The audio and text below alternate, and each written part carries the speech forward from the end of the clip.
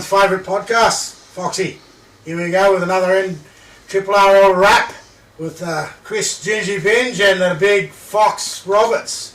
And we've got a special guest tonight, mate. Special guest tonight, the man in the middle, Roy Bell. How you going, brother? I'm good, mate. Good to be here. That's good. Mate, good to have you here tonight, Roy. You're going to be... We've got some good questions. We've got some good questions for Roy tonight.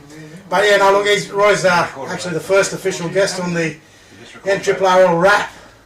So he's who better to have? Who better everywhere? Played with every team in the comp.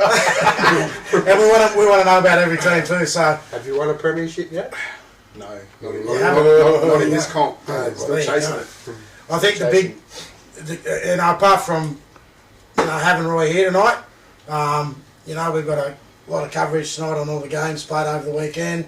We'll have a look at the games going into round 4 of the NRRRL competition. And then we'll get on to the major part of what tonight's about. And that's a big chat with Roy. And getting his insight into the game and into the NRRRL competition this year. And then also get a bit of a background about, Roy's journey in Rugby League as well. So stay tuned to us all night tonight and make sure you share this out with all your friends and family and get the podcast out there. It's I think we're having a ton of fun doing it, and hopefully you guys at home are sitting back and enjoying it as well, and we'll hopefully keep you entertained for at least an hour tonight again. So we want to get right into it. I think before we start, as we normally do, we want to thank our sponsors that have come on board this year for the NRRRL Gingy and Foxy Rap, which is the Mary G's Hotel down here in Lismore. We've got ILH Constructions, M&G, which is the Mark Goff Media, M&K Business Solutions, and we've also got, I think, Hearn Security, who've come on board now, which is me and Les. I think we're going to need that every time we leave here. It's a bit of security, so yes. Thank you for that, Hearn Security, for keeping us in a safe and making sure we get out of Goffy's studio safe and sound and get home safe and sound to our families. But the last sponsor in there is Sarwood Building Supplies. Did you say Struddies? Oh, Struddies. Struddies have come on board now in a big way. But we want to throw this out there to Struddies and other clothing outlets. You can see that the clothing attire tonight, it's all right. But I think we're up for a clothing sponsor. We'd give you guys a plug. You'll be with us for the rest of the year, and no doubt we'll promote your gear and that. So if you want to plug the podcast and get your names out there and your clothing and your clothing and your sportswear, yep. Mate, we're ready to take it on. Big Gingy and Big Les head on the side. I reckon it'll look good. Well, your big head is definitely on the side tonight. So we got extra I think we got the rose between two thorns tonight. Extra ones for the guests. Yeah, actually we'll get every time a guest shows up we'll get a shirt too. So those clothing sponsors, there we go. So we want to now. Roy. Sorry?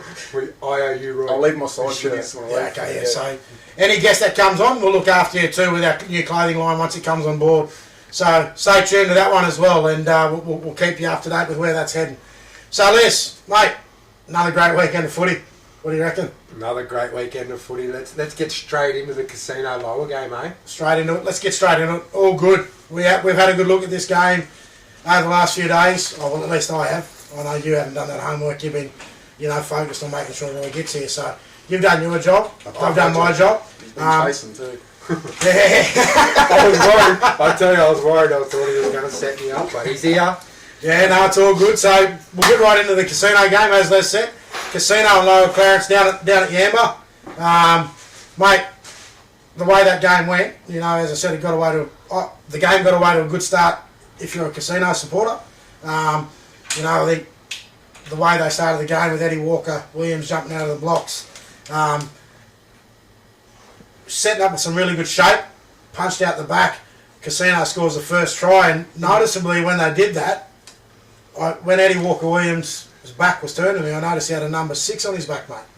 So, unbeknown to all of us, there was an out on the weekend for Casino, big out. It was the captain coach, Ryan Walker. You know anything about that, mate?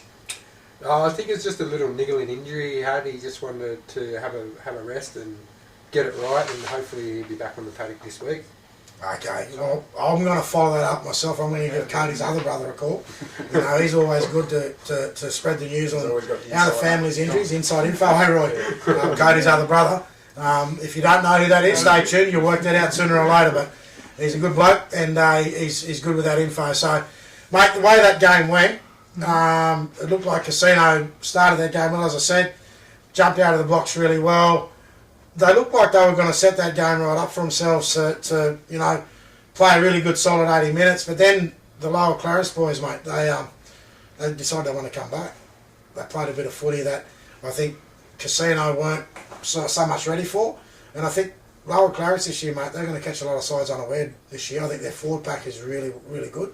The game on the weekend, Lower, it took them a little while to get about 25-30 minutes to get into it, but once they did, and their forward pack ignited, mate, they were strong. They tore Casino up through the middles, really.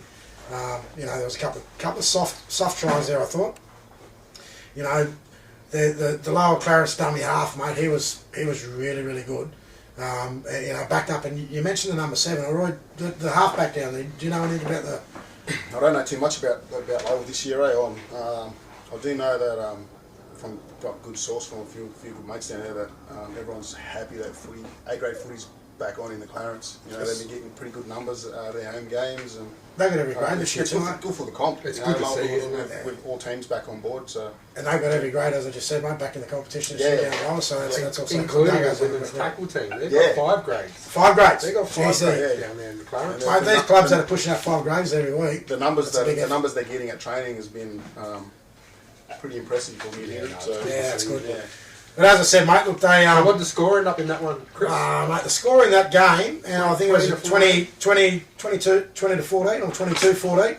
As I said, Lower Clarence, once they dominated the middles in both attack and defence, mate, they end up, you know, just really steamrolling over the top of the centre. They got a lot of experience this year down at Lower. I mean, Luke Douglas, obviously, but they got Grant Brown. He's back at the club after a few seasons at South Grafton. Mate, there was a little, talking about Duggo, in that game there was a little play they put on. They were 3 or 4 metres off the try line. The dummy half jumped out. He's shaped to the left. He's dummied, you know, the outside, and then he's popped, and he's looked back on the inside, and Duggo's just, mate, the door's open. Steamed onto it, mate. Door's open, Duggo's gone in, try time, and mate, seal the deal. That was it. She was all done and dusted once Duggo got over that line, mate. I think there was probably about 5 or 6 minutes to go in the game, and at that point, cause you know they shut Casino out by the, you know, by just the hard work through those middles, as I said. A good win there to Lower. Beautiful, great start. So the next game, mate. The next game was the Tweed Coast Raiders and the Byron Bay team, mate. Down at it was actually up at Tweed Coast, home game. Big in for Byron Bay this week. Todd Carney was back. Todd Carney, unbeknown to everyone, we weren't sure whether he was playing, as I said, the last couple of weeks, but he was a big in for the Byron Bay team this week. And saying that too, they did have their captain coach this year, and I've been sort of trying to find out a little bit of work down there around who's doing the work down. Sam Saville, Kyogle boy, played a fair bit of footy up in Queensland Cup with Tweed Seagulls. He's over there now this year, and he's taken on the captain coach role. He's obviously got, you know, his little mate, you know, running his bench over there, which is, you know, your mate, Mickey Foster. So he can do anything, Mickey Foster. President, Jack of all trades. He's the jack of all, yeah, mate. Well, as I said, mate, so Sammy Saville's down there with the captain coach job. He got a big in, as you just said, mate, with Todd Carney. Mate, the way this game started on the weekend, again, Tweed looked like they were going to continue from where they left off last week with that win over Moolumbar. Started the game really well. I think the first 2 to 3 tries, didn't they? Yeah, I think they scored the first 2 or 3. Well, definitely the first 2 tries, and then that's when it looks like someone in Byron's flicked the switch, and you know, I think Todd Carney took a bit of control in relation to his leadership. The big thing I will say is that the Byron Bay forward pack, they're huge. They're a big bunch of boys, mate. They got a forward pack that's probably one of the biggest in the competition. And as I said, when Todd flicked that switch and actually basically you could see it in the game, he actually got up his forward pack and basically said he wanted them to get on the front foot. Once they did that, they really started to dominate the Tweed Coast side, and they struggled to manage. I'm not quite sure whether Rossi played on the weekend for Tweed Coast, so I didn't think I didn't notice him there. I don't think he did. So, you know, if obviously with him being out of the Tweed Coast side, that takes a big chunk out of what they do through the middle, right? Yeah.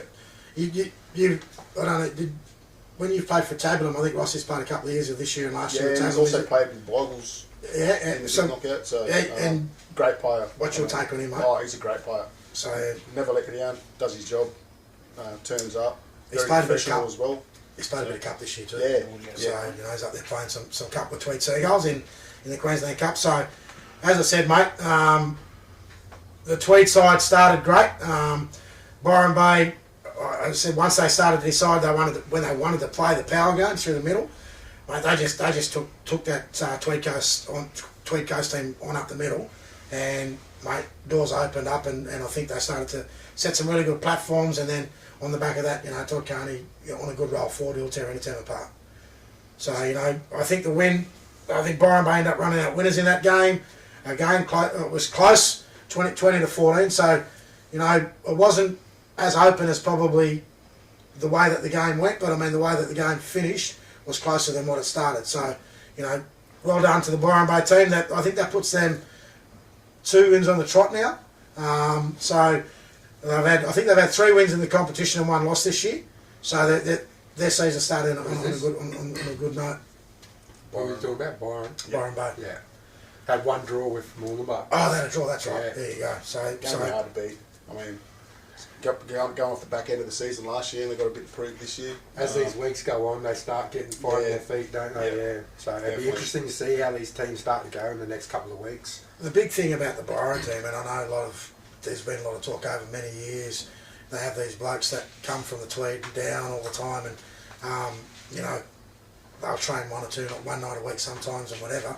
And that's created some inconsistency over the years. But I think last year and again this year, with young Sammy Saville, you know, in there coaching the team, and Todd being back there now more so in a leadership role, and if they can get that consistency week in, week out with their training, I think they're going to be definitely tough to beat. Whatever they're doing at the moment seems to be working. Yeah, so 2 wins in a row. Yeah, so good win, as I said, to the Byron Bay team, and they're well on the way in the competition. Mate, the next game, me and you said last week, it was going to be last year's grand final. We've got one of those grand final players sitting next to us, but if there's one thing I can say, is that whenever we go to a game and we're telling people turning up, what about the walk-in? We had people coming up, high-fiving us, telling us how good the podcast was, how much they're enjoying it. No, we did. You know we did. Don't talk it down. We did get we got some really nice comments. Yeah, we did. So, you know, that was good. But in saying that, one thing you never gave me the rap on, how bloody cold it was going to be. I know. That was freezing. You think I'd know playing a couple of years down there at Evans and how cold it was, didn't you? It was freezing. I have got T-shirt, pair of shorts, thongs. We needed a tracksuit, a hoodie, and a blanket. And a pair of shoes. Yeah. But anyway, I've learnt my lesson. Never listen to Les when we go down to Evans Head again to watch a game of footy. Evans versus Balamba. Wise words. So Evans and Balamba, last year's GF. Well, I know you didn't take part in that game, mate. No, I didn't play. I was actually away for the weekend, but I watched it. I live streamed it on the net. What do you think? Oh, I was stressing from my perspective. It was very stressful. But you know, like we've been talking about before we come on air. You know, the Bombers are obviously turned up to play. You know, dominated the game for the majority of it. Just lapses in concentration and some silly penalties. Mate, to be honest, I actually said this as I was sitting there. That first 50 minutes, Evans Head Bombers, mate, they looked. How good do they look? They looked really good. I actually thought going into half time, I thought they'd be a bit more. I thought they'd be up a bit more on the scoreboard than 8-0 at half time. Because that's how much I thought they were really dominating. No, sorry, 8-2. 8-2. There was a penalty on the bell. They kicked the penalty on the bell. The young kid, the fullback, the young kid from Ballina, Ollie Regan, yeah, he kicked that goal. And at the time they took that penalty and they took the 2, I think I turned to you and I said, that could be a positive thing going into the second half. And I did give that little bit of momentum. Keeps the game at 6 points, you Yeah, know, so yeah. trying the conversion. But in saying that as well, I'm not taking anything away from Blamble, you know, that's what grand final teams and winners do. They hang around and hang around. Yeah. Grind it out. And Yeah, grind grind it out, and when the opportunity comes, they jump on it. So. Do you think, Roy? That being said, do you think there's a lot that Evans can still take out of that game? Oh, 100%, 100%. I mean, there's definitely a lot of positives. You know, it's not all doom and gloom at the moment. You know, so yeah, we lost, but there's a few things to work on. Like I said, we were good for 50 minutes. Yeah, 50 minutes, mate. I really, honestly, that game was that 10-minute period after half time. I still think it was still good. Yep. And then some little errors started to creep in. The penalty count started to I think creep it was up. the penalties that changed the game. To be Yeah, honest, yeah. Got Blamble out of their red zones and easy yardage. You know, so Mate, there was a noticeable thing in that game, and I mentioned this to Les when we were down there. Trevor Ball's tactical kicking game. it's one of the best. I played with a lot of halves, but you know, Trev's definitely up there. Mate, he had it. Yeah, that first 40 minutes, he had it on the stringer. Yeah. He kicked to the under good pressure, sustained pressure. He'd get through the completion of a set of six. He kicked down deep into the boxes. A really good chase. Not only does he kick, he's really the first one down. Yeah, he is always the chase. His chase is really good as well. I haven't seen him have a start like this for a long time. Actually, you know, He looks fit. He's light. He's only a few kilos heavier than me, believe it or not. He has lost a ton of weight. And you've lost some weight too. Mate, I've lost a little bit of weight over the last week. Not being able to eat and stuff, but you know, so he'll be right. But yeah, but going back to Trev, I mean, this is the fittest he's been since I've started playing footy with him. I've been playing with him for about 6 years now. He hasn't run the ball this much ever. You know, he's taken joined at the hip. pretty much. Well, that's a really good sign for Evans. Oh, 100%, mate. When Trevor's on, when Trev takes the line on, and he's obviously he's probably got the best kicking game in the comp. To be honest, I might be a bit biased when I say that, but no, I'd agree. We actually scored on the weekend. He gets us on the front foot all the time. One thing that Chris did pick up at the end, and I thought was interesting too, Schiller was missing for the last. It came off with, I think it was about 10, 12 minutes into the second half. I think they really could have used his experience there to the Oh, back end of the 100%, game. I agree. Yeah, definitely. I think the bigger thing in that, and Shiloh, when he came off, I actually mentioned before he came off, before he noticed he'd been off for such a long period of time, he was dominant. He was really dominating that game. He's naturally fit. He trains 5-6 days a week. And Runs as he hard builds as sustains pressure. I've never seen the bloke get dominated before. Yeah. He's hard as nails. That's it. So, you know, the bigger thing in that is, it was not what probably brought it to my attention was that it was at that period of time where Belambos seemed to turn the light on, and when they did, they're 6-7. I'm going to do something a bit different. They're 6-7-1 and 13. I thought the 13 was good too. And you got some raps on this young kid. Yeah. Played a couple of years with Ballina, won a premiership down there with them, I'm pretty sure. I think he's played a bit of Q Cup too, I think. Mate, he was really, really strong that last 25 minutes. He basically took the game by the scruff of the neck and said, come on Evans, bring it on. And he carried that Belamba forward pack with him. And mate, they just jumped on his back and rode him all the way home. And he scored a try with about 3-4 minutes to go, right underneath the post. Should never have scored it. He's reached through, he's come hard to the line, and put the ball out literally right on the line. And mate, that sealed the win. Sealed the win. Yeah, so you know, like, credit to that young kid, mate. He's a good kid, and whatever you've got a player like him in your team, you're always going to be, you know, in the game towards the end. I mean, they're definitely ones to watch again this year. I mean, you know, they'll be there at the back end of the season at the business end. Both these teams, Evans and Belamba. Evans were good for majority of the game, and then just it slipped away at the end. But they'll learn from that. They'll be both hard to beat. It was definitely a grand final replay because the intensity in that game was pretty high, wasn't it, Les? Yeah, it was very high. Yeah, you could feel it, mate, even watching that game. And, you know, both teams wanted it as much as each other, and there was 50 minutes where Evans wanted it more, and they just needed to find that little bit extra. I'll just give a little shout out to my little dummy half, little Matty Toole, coming up from Dubbo this year. He's been absolutely awesome for us. Yeah, I mean, he is a very, very smart footy player. Gets out when he needs to. He's pretty solid in defence for a little known. You have a natural number 9, isn't it? Oh, 100. You know what I like about him? He's a grub. Oh, he loves it. Mate, Every team's got to have one. you got to have one. He But reminds he's me of the. Mick Ennis. What You know what I mean? He's in everything. I know we could hear him from where we were sitting. He was like, and I actually said to Les, I like him. He's grubby, this kid. He doesn't shy away from the dirty work. Like No, he was good. He's in there. Yeah. So, He's a good pickup. If you're listening, brother, there it is. Yeah, there you Keep go. going, we're You got expecting your shout out. You got your shout out. Yep. So you know what now that you have the shout out, he's got to be up every week because other teams got to be up looking for it. But anyway, we'll get on to the next game, which was the our game, the Northern and Kyogle game. Mate, before we get into it, the start of that game, and I know you were watching because we were both looking at it and I just shook my head when it happened. Mate, it would have been about 6 or 7 minutes into the game, Kyogle got down, Northern under the pump, on their own line, defending off. The 5'8" from Kyogle puts a cross kick across. The winger comes on an angle, and he pretty much, I don't know how he's punched it up, he's grabbed at it, he's punched it up again, and then fingertipped, and then bang, puts it down right on the line in the corner. Mate, it was a brilliant try. It was a great try. I was standing right there, and I was like, "You got that?" Yeah. All the boys were blowing up saying knock on. I've run on and said, "Nah, boys, try." No, mate, it was a good try. That was really good work too from the Kyogle team. It was good work. The thing about this game, Roy, that I mean, I even knew this the week before because we did a bit of homework on Kyogle, obviously, as most coaches and teams do when you're going into the game the week before, or the week leading into the game coming up to that week. They're a good team this year, mate.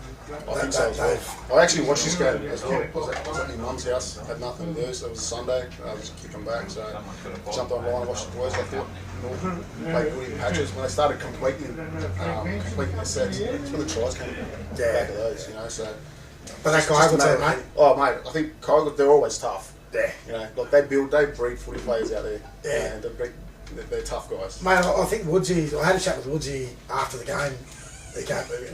And I want to say thanks to the Kyogle Footy Club too, because we did it last fortnight against Mullumbimby. After the game, the Northern boys and myself, we all went back to the club, to Mullumbimby's after-match function, and we stayed there, had a beer. I had a fair few beers. And they had the boat races, and I was in the boat race. But anyway, going back there was a really good thing, and I know clubs sort of went away from that, but we did it last fortnight, and then Kyogle did it this weekend as well.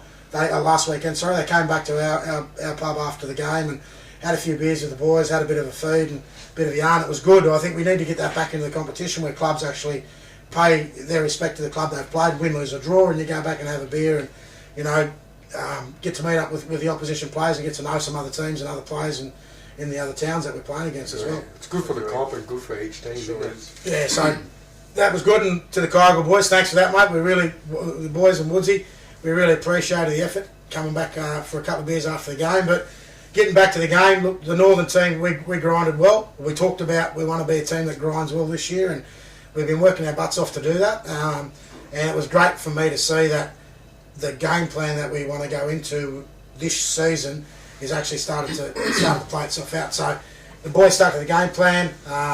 There were some positives in maintaining that for 80 minutes. So that was good from where I seen it as well. But as I said, credit must go to there's two teams that played on that day in Kyogle, mate. They threw out the challenge to us, and mate, they showed me that they've got enough in the tank to be able to be competitive this year, and they're going to be around. But I think on the back of really good middle D and middle attack, the areas that we've worked on paid off for us this year, and we got away with a good win with it. I think it was 48-14 in the end. Yeah, I think it was a good game for Northern, like you said. They've had that little bit of a grind for a little while. You just had to grind it out, and then you stuck to your game plan, and then you ran away with the win, which was good. Yeah, mate. So there's still a lot of room for improvement and still a lot of work to be done for Northern, and we'll continue to do that. But I thought the one for Kyogle was pretty strong. Mate, he's a kid from up at Queensland, and I was talking to Woodsy about him after the game down at the pub, and he was saying that this young kid's come from played up in, I'm not quite sure whether he's played Queensland Cup, but mate,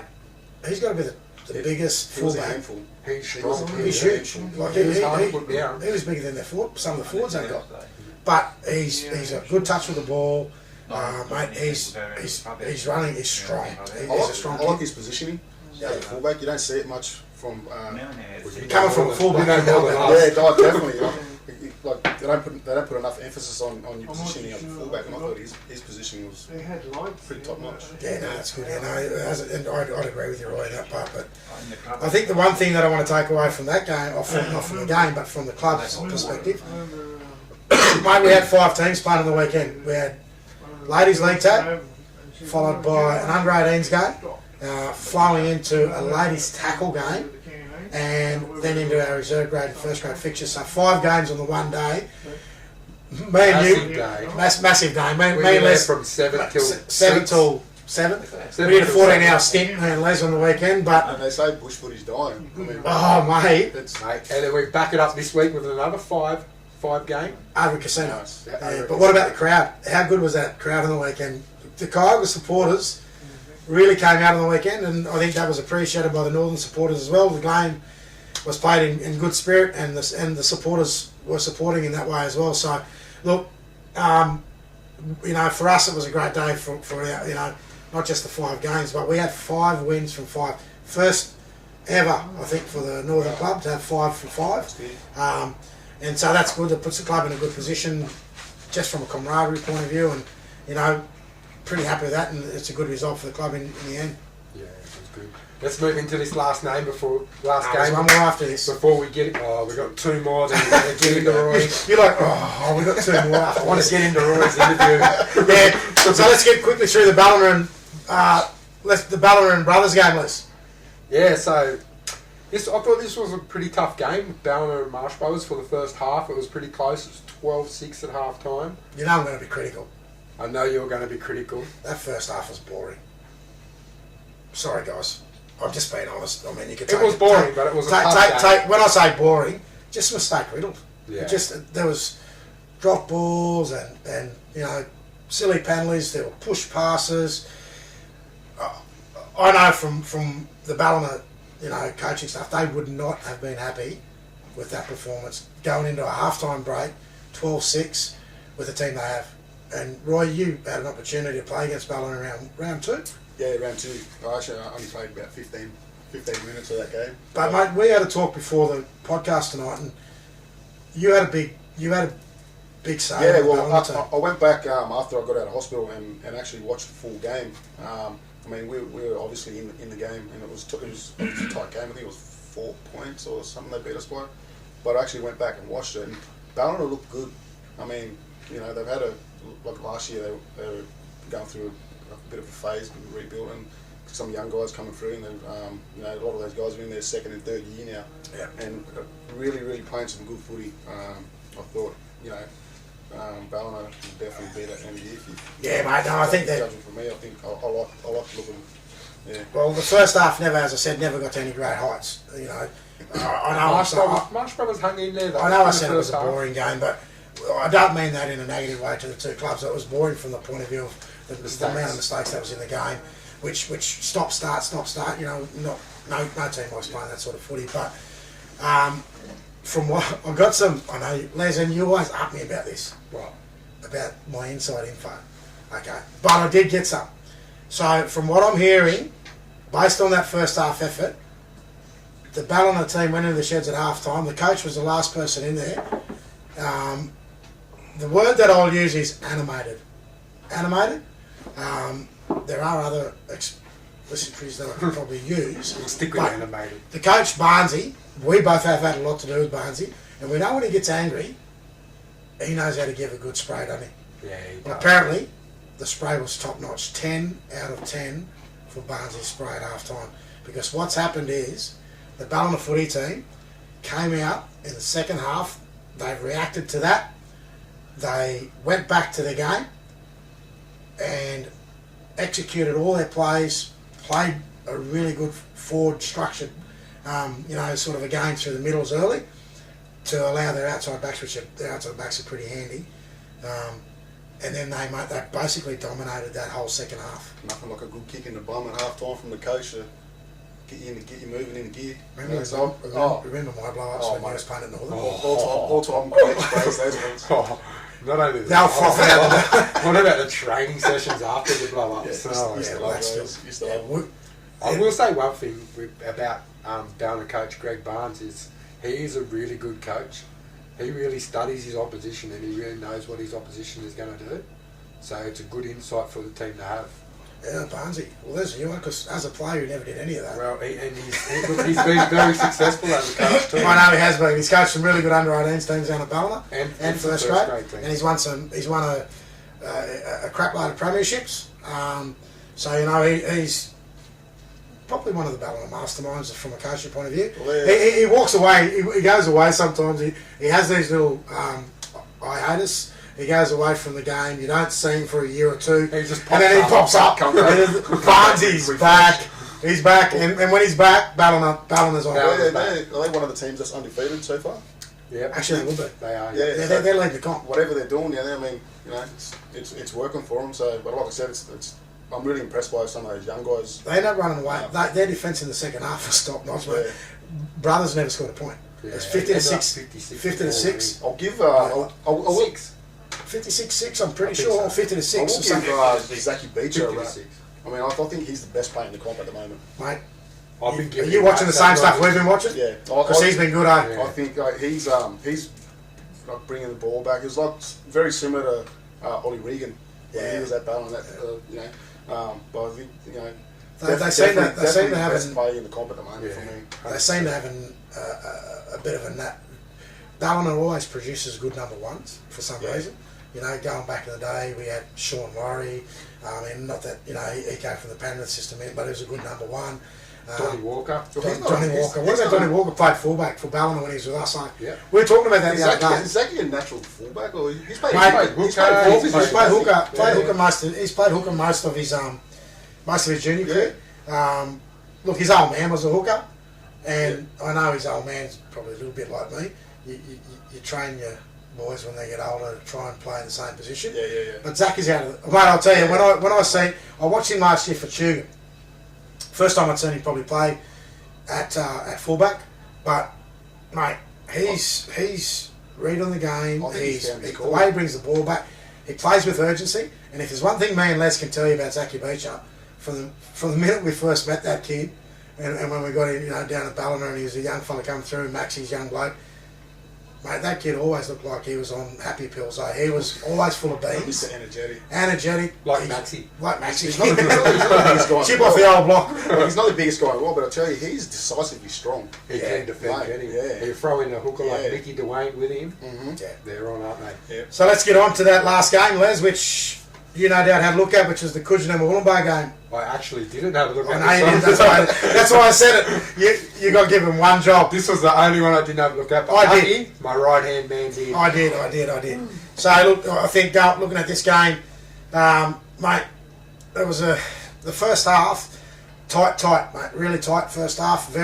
We did say that it's the grudge match, and the first half was played exactly like that. The two forward packs went hard at each other, 10-6 at half time, and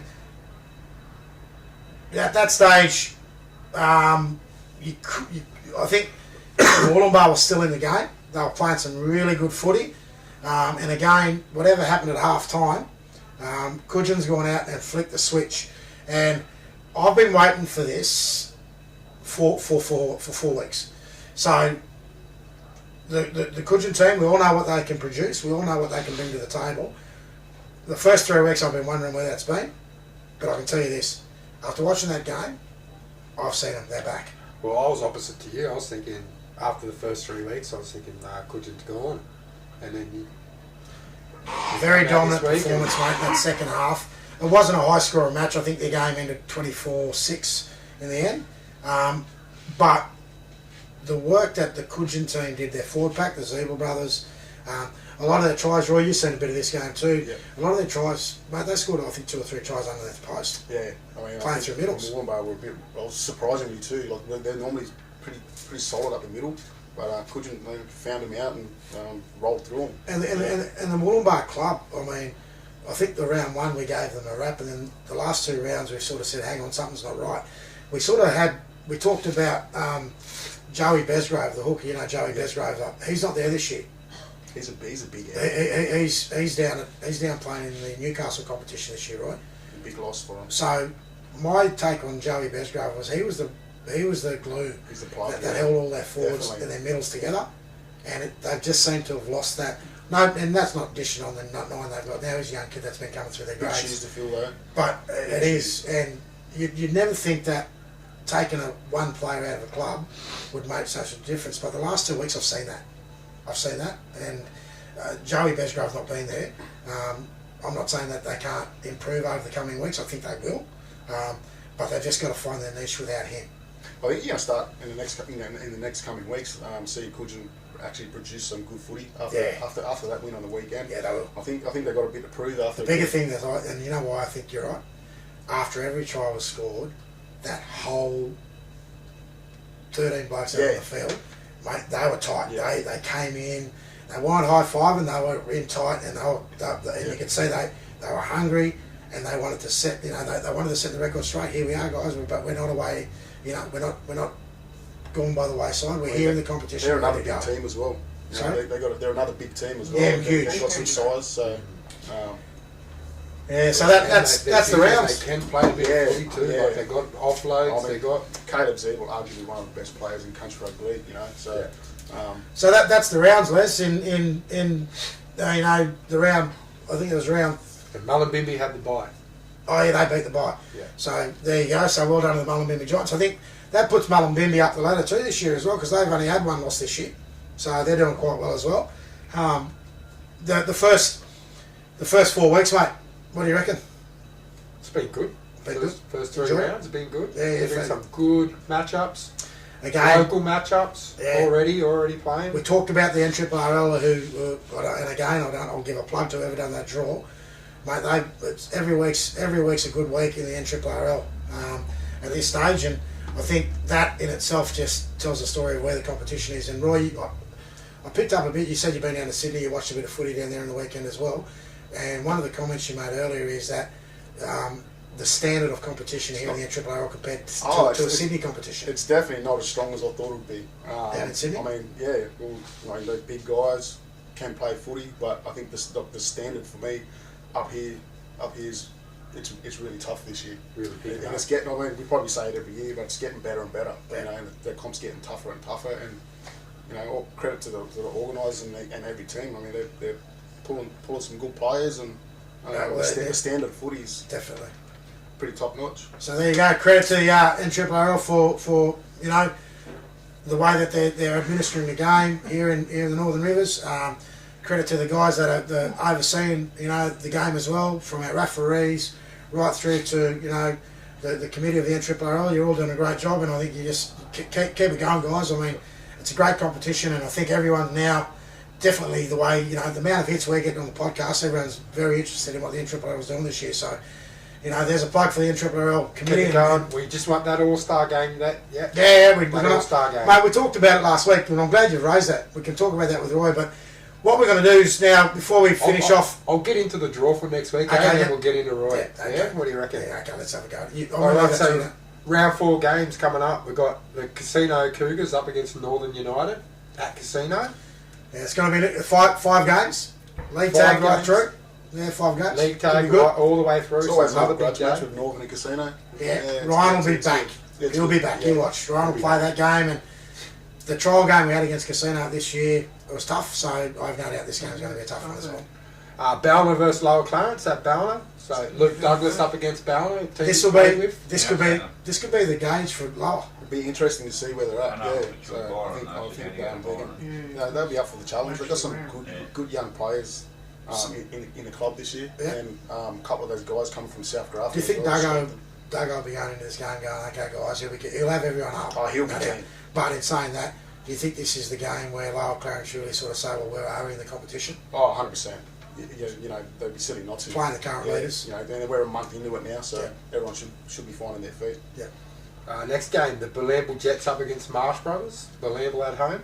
Yeah, mate. Well, I think Bilamble still need to improve. I mean, as I said, there was 50 minutes of football with Evans Head where they played really, really good. Oh, mate, I think they played great for 50 minutes. But Balambal seemed to not jump out of the block so well. So there's a bit of work there, and don't think Marsh Brothers are going to be a pushover after last weekend, mate. They'll come out of the blocks as well. They're going to be ready to go. That's something to prove this week, aren't they? They will. I'm interested to see this game, Mooloolaba versus Evans Head. Mooloolaba, they've had a loss. They've had a couple of tight games. Where's it at? That's at Mooloolaba. At Mooloolaba, yeah. Okay. Well, that's interesting because you guys beat Mooloolaba to get into the GF last year, didn't you? At Mooloolaba. At Mooloolaba. So, what do you reckon? Well, I mean, I know you're just back now from Sydney. Yeah. You haven't been down to training this week? Not yet, no. So you go down? I think it'll be similar to last week's game. I wouldn't call it really a grudge match, but there'll be a bit of feeling in the game, definitely after us beating them to get into the GF last year. And you guys at Mooloolaba is always strong. You guys are looking for a bounce back after the 100%. Well, I've been talking to Trev about it. We're not desperate for a win, but we really need to get another win under our belt just to stay in touch. I know it's only early in the season, but these early games play a big part as the season rolls on. Yeah. So this next game, I reckon, is going to be the game of the round, Chris, is Byron Bay versus Coogin at Byron. Where is it at? At Byron Bay. What day? It's on a Sunday, but according to the draw. Oh, disappointing. If it was on a Saturday, I would have went down and watched that one. So that is going to be one good game. Yeah. Again, the NRRRL have put another great round of footy together. This draw is just unfolding week in, week out, and mate, that's going to be two big packs, huge packs, two of the biggest packs in the comp. Easy, yeah.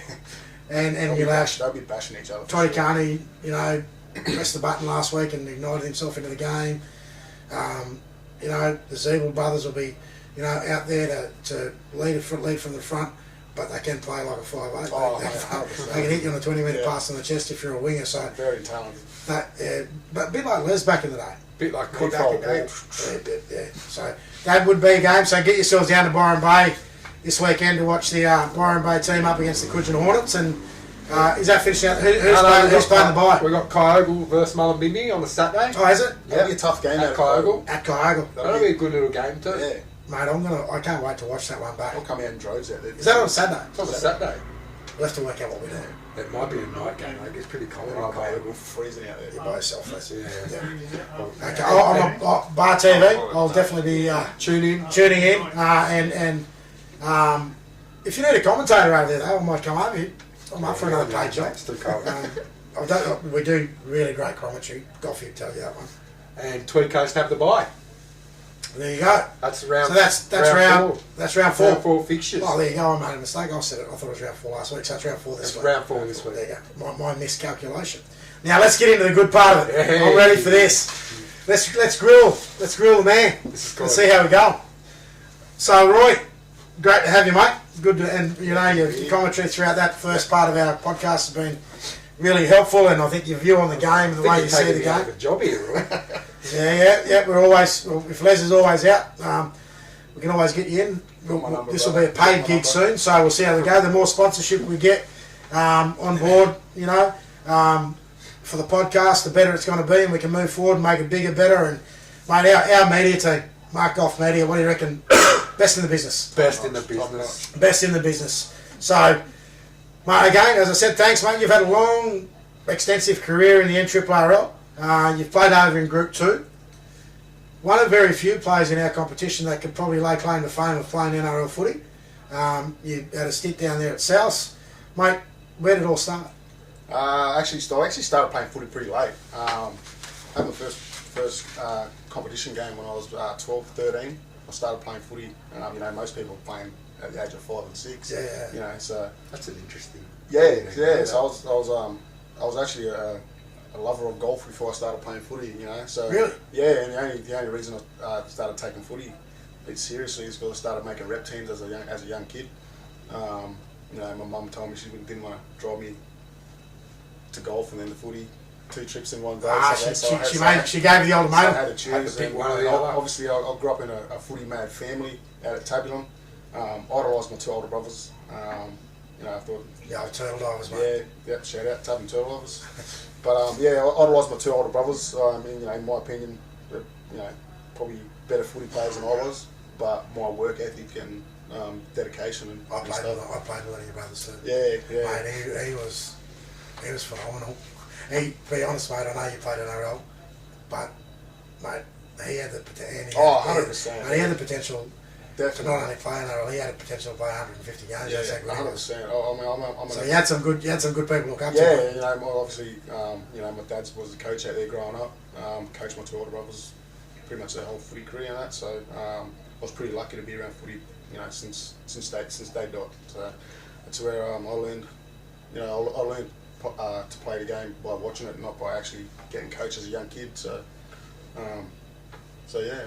So what was it, just on that then, mate? I know you said you looked up to your brothers and your dad, and you know, for a young kid from a community, an Aboriginal community, discreet Aboriginal community, or what we would call, you know, out on the mission, you know, growing up out on Tabulum, and then all of a sudden you make some rep sides, like you said, and you know, your mum put you under the pump and said make a decision. Yeah. The journey from there, and all of a sudden your opportunity comes up and you're asked to go to Sydney. Well, actually, it's funny that you say that.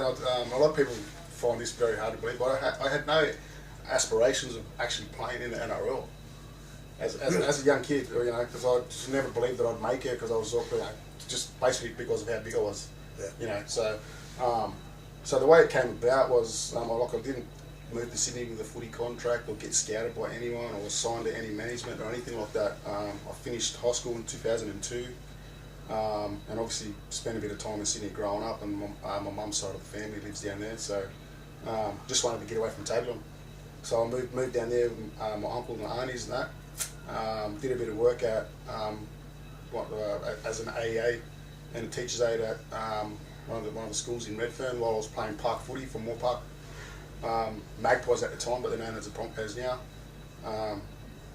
Took them to a grand final win at the age of 18, and then 18, 19, and then got asked to come and trial South at the end of the year. So I just went and trialled. So these days they call them train and trial contracts. Yeah, so basically the same thing. Same thing. Okay. Yeah. So I went and trialled with South. Obviously made a half decent impression, and got asked to come and play Jersey Flag, which was under 19s back then. I think it's, what do they call it, 20s now or something like that. Yeah, they've changed it a lot. I think it's 20s. Yeah, so I was playing park footy in 2003. Started the season off in 2004 in Jersey Flag, and made my debut August that year. So in the space of 12 months, moving down there, I played. So that's a quick. Yeah, and no one knew who I was, where I was from. So not even the opposition coaches wouldn't know who you was. And I'd never ever played fullback or wing until I moved down there and started playing for South. Really? So what were you playing when you were down there playing? I was a halfback for Moore Park. So you started in the halves. I grew up playing halfback.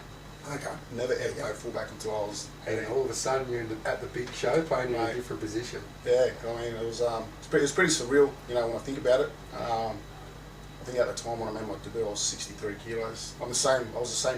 My 17-year-old son now is bigger than I was when I made my debut. So I've got to be honest. Before we come here tonight, I knew you were coming. You know, Big Fox had wrapped it up and said, "We got someone. I said, "Who is it?" He said, "Roy Bell," and I went, "Is he really going to turn up?" I had a few missed calls from him too. Don't worry about that. I was stressing. but in saying that, you know, just hearing that journey that you had, mate, to play NRL footy, some people, you know, have worked tirelessly to do what they do and get to those heights of the game, and then all of a sudden you're thrust into an NRL team, playing with blokes you probably looked up to, that you know, 12 months before that you're watching on TV. Yeah, definitely. And all of a sudden you're playing. I mean, two of the big ones were Owen Craigie. He really helped me when I was at South. Owen was great for me, and Lee Hookey as well. The Hawkstar. Got to play with Lee Hookey, which was... He's my mob gal. He was one of my all-time favourites growing up. You know, just love his footwork, his ball skills. He's good. You know, was that before he went to the Dragons?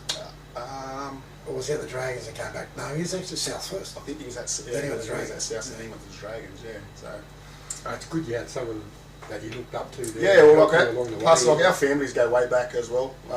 Mine and Lee Hookie's family, just through the Redfern days, you know. So, you know, obviously my mum and dad lived in Redfern for a long time, and Lee's mum and dad lived there as well. So, you know, we've been connected. Yeah. Before we started playing footy together. Yeah. So how many games did you end up playing, right? I played 9 official first grade games, but I had like, you know, I played the Charity Shield game, which was unbelievable. Got to play. You got to play Charity Shield. Got to play Charity That's Shield. amazing. Oh, that was unbelievable. That was pretty special. It's a bit different now, though. Back then, Charity Shield was Charity Shield was grudgy. It was Did you win it? Huh? Did you win? Yeah, sure did. Wow. Got the win. You score a try? Yep, got tries.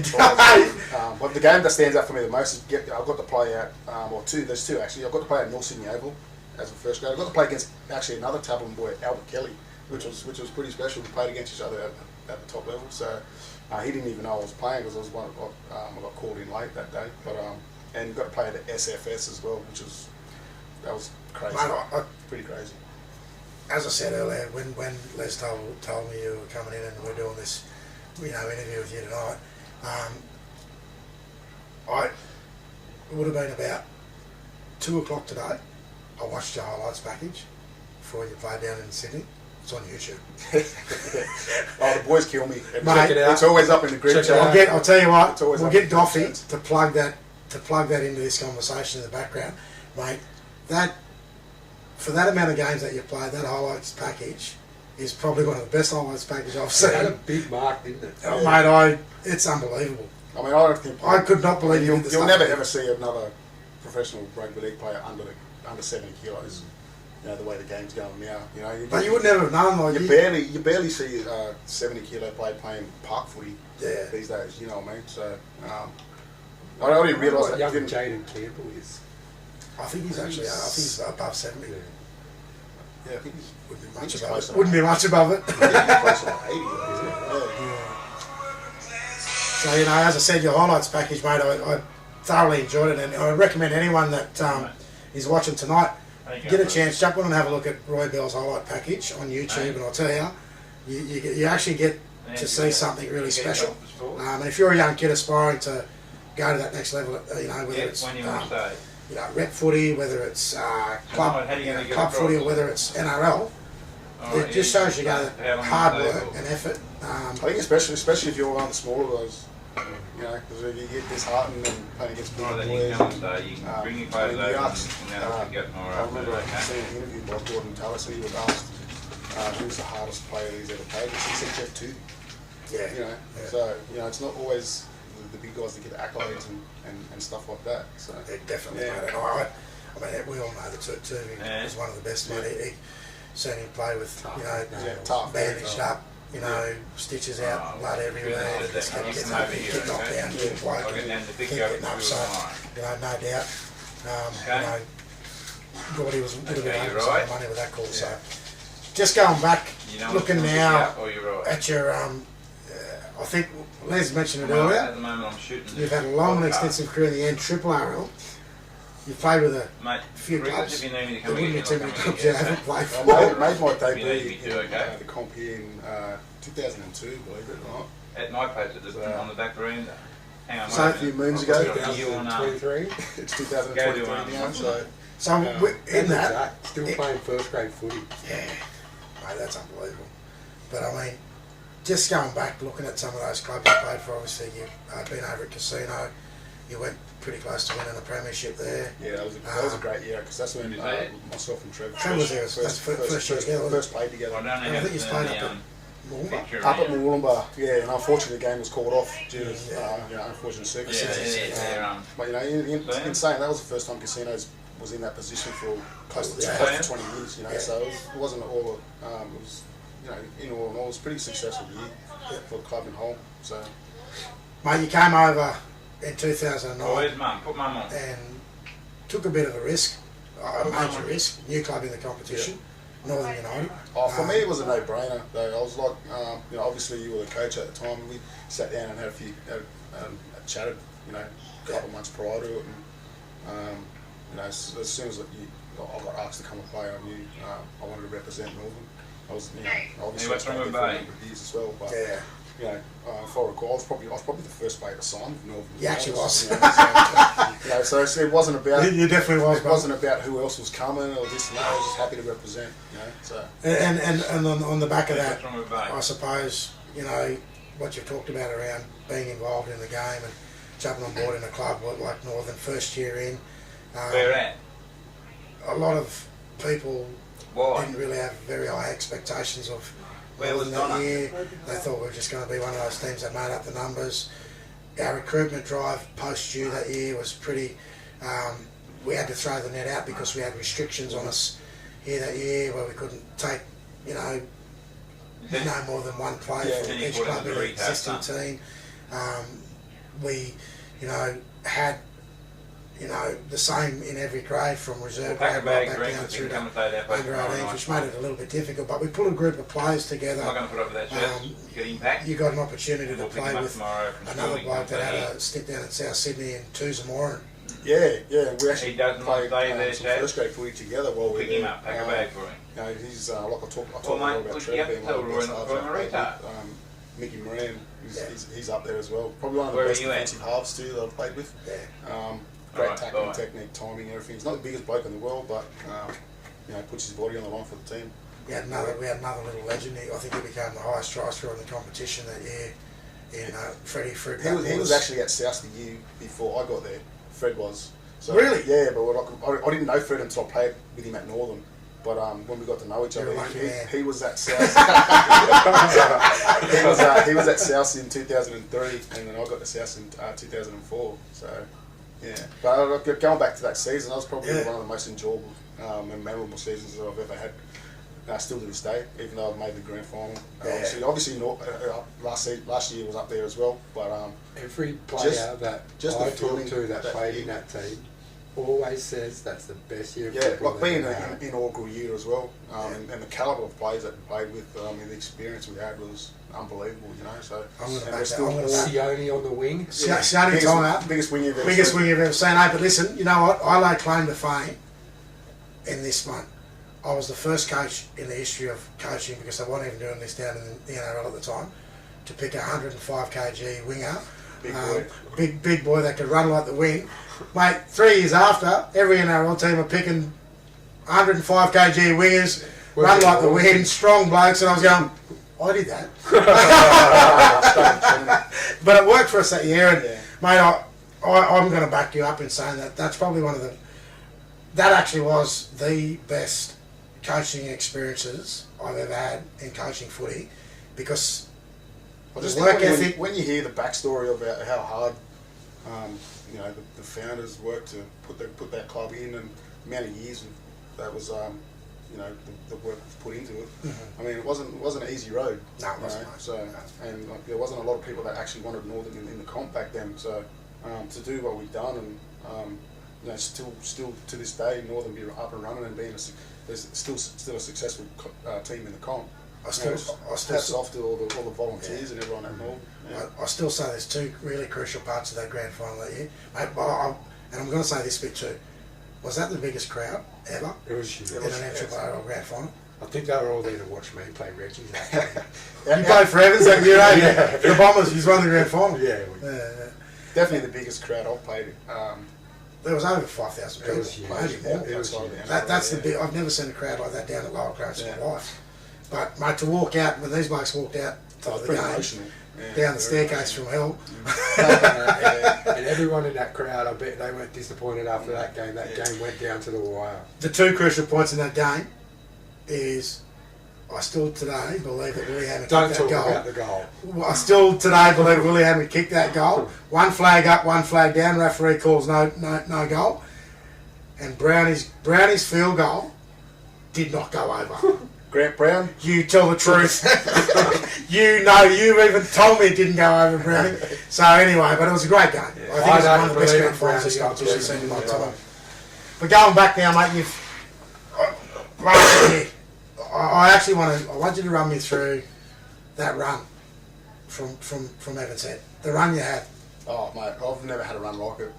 Everything. You scraped into that top six. Everything that just seemed to work in our favour. I mean, and leading into the finals, I don't think many people know, but the reason that I actually transitioned into hooker was because our original hooker fractured his back. Oh, really? He couldn't play the back end of the season. So, and Was that the first time you played hooker? It actually is. Yeah. Because Yeah, I was like, it was like this is very we new. didn't have too many options at 9, and I pulled Trevor aside and had a chat with him.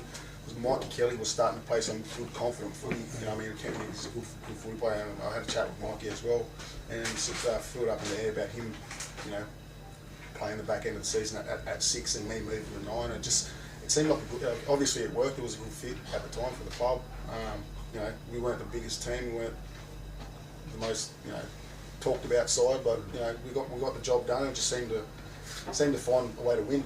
You know, we turned up for each other. The whole community down at Evans and Woodburn. And I'll tell you what I say. I behind think, us and Denise, you can probably. I'll be interested to hear what your thoughts are. It actually brought a level of excitement back into that final series, didn't it? Because everyone was going, are they up for it? And the other bit was, kept rolling. there was major question marks whether you could or you couldn't. People were writing you off after a round. People were writing you off just being in there. They didn't think you were going to get beyond, you know, the qualifying finals. There was no way anyone gave you guys a chance of beating Byron. I think in that squad last year there was only 4 guys that had ever played in a finals. Not a grand final, just a semi-final.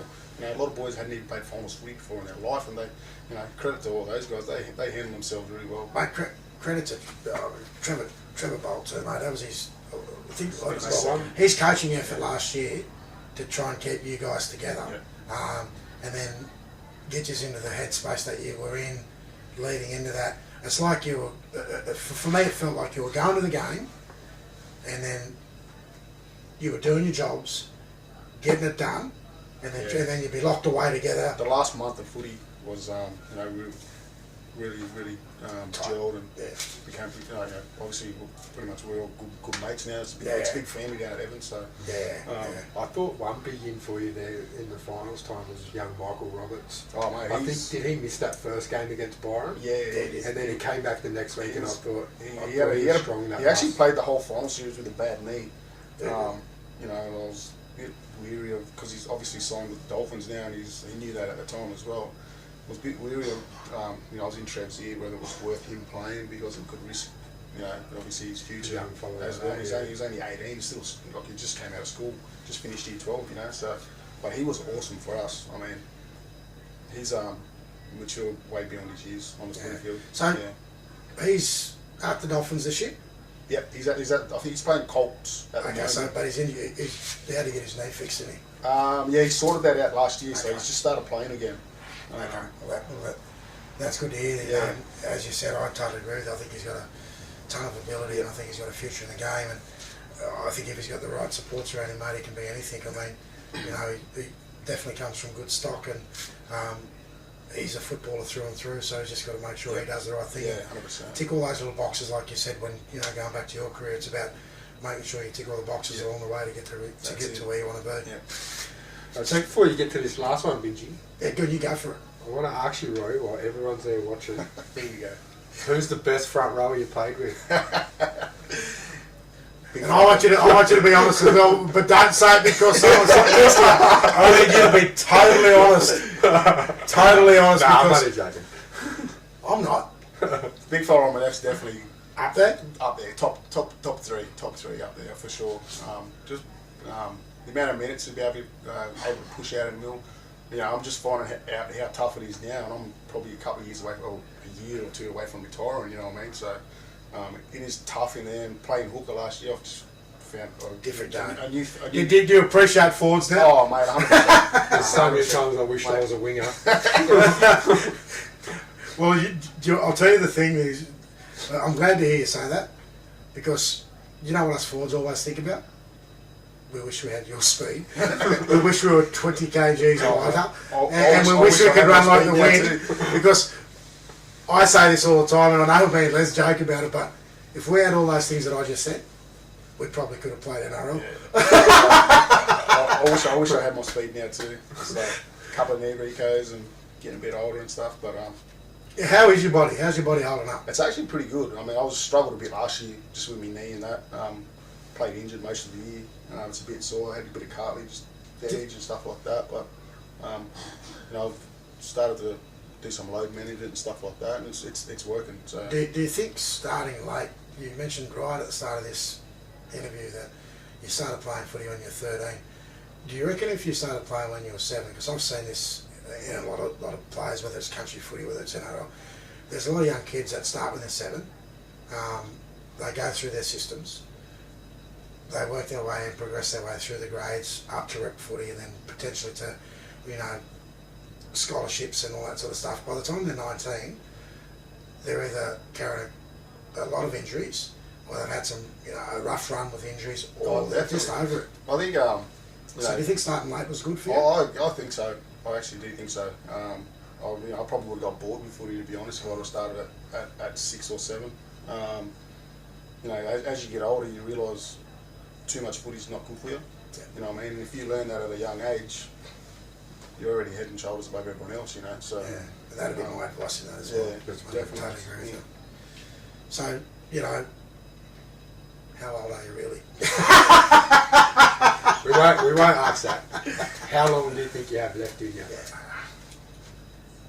I honestly don't know. Just going to play until you don't think you can play I think, anymore? I'm just. How much have you got? chasing- How I'm much chasing more have the you got grand- left in those legs, I'm mate? chasing the grand final. I think if we win the grand final this year, I think they'll probably not might call it. But I'll tell you what. I honestly don't know. I'll tell you what, though. I won't be around as long as Donnie Walker. That's for sure. If you don't win a grand final this year, touch wood, all things going well. Obviously, me coaching Northern, I'm going to be out there and try and be competitive as well. But you can both come play for us next year, and we'll win a grand final together. Mate, that's There it is. it's not- There's it's the not first out of the Trevor. cards. Listen to that. Let's combine our efforts here. Let's make dreams happen. It's not out of the cards. Because I actually did see you a couple of years ago. I said, "Geez, I'd love you to finish your footy over with us at Northern." And I'm not putting you under the pressure. I don't expect an answer, but I mean, you meant so much to us. When that 2009 year, and regardless of where you're playing now, mate, we at the Northern Footy Club have high regard for you as a person. I love everyone at Northern. And in saying that, I really wish you guys the best this year in the competition. As I said, I think I seen 50 minutes of really, really good footy last week from the Evans Head Bombers. You're going to be there or thereabouts again. There is no doubt about that. Yeah, I don't doubt that as well. I think, like I said, we've got a bit to work on there. But when we do get it right, I think I honestly wouldn't want to be that team on that weekend. So. Yeah. I totally agree. And I hope we're not that team. But it's always a good competitive game between Northern and Evans. It's always massive crowd. We've got a NAIDOC game. Northern's got the wood on us anyway. So the last 2 years. Yeah, the last 2 years. So. But the NAIDOC, we play twice this year. Yeah. But we've got the NAIDOC round in round 10. Yep. And last year, it is, mate. Here at Clifford? No, Down at Evan. 10 place. And then we played in round 16. So there you go. So it's a NAIDOC round. Yep. The game between Evans Head and North. Round 11, mate. Round 11, there you go. It was one game off less. Why do you have to correct me all the time? Because people won't know the right day. Okay, so there it is. Here first, round 11. It'll be the NAIDOC game between Evans Head Bombers and Northern United up down at Oaks Oval. Yes. Down at Oaks Oval. So and mate, those games on a Saturday. And those games the crowds are massive. But they're be 3 or 4 good games of footy. The first game will definitely be one to watch. But mate, as I said earlier, you're the first real guest and interview person interviewed on the NRRRL Rap with the Gingy and Foxy. Questions. Mate, thanks for coming along. We really do appreciate it. And we hope to have you, might even have you back again throughout the season. Les, mate, this is a first for the podcast, having someone on and having a chat. And how am I going to top this? Who am I going to get next? I don't know. Look, if you've got some people, anyone, obviously you've got the number out there that he's posted up, Goffy's number.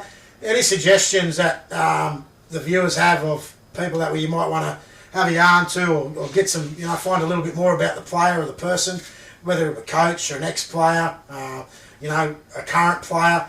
Mate, we'd love to get people in here and have a chat. If there's any current players out there in any club that you want to... Here's one for all the clubs in the NRRRL.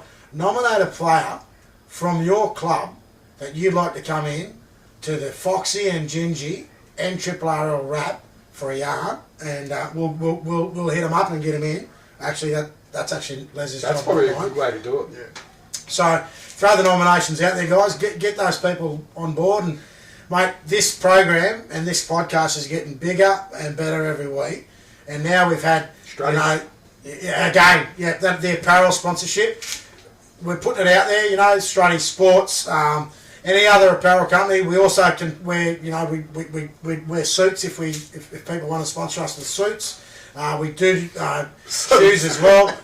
We're going the whole hog. If you want to sponsor this podcast, hit up, Goffy on the number that he's putting out there, or send an email in. We'll plug your business. We'll get your name out there. We won't just get your name in the Northern Rivers. We'll get your name across the state. 100%. And we're going beyond just the NRRRL. We've got the knockouts, the Murray.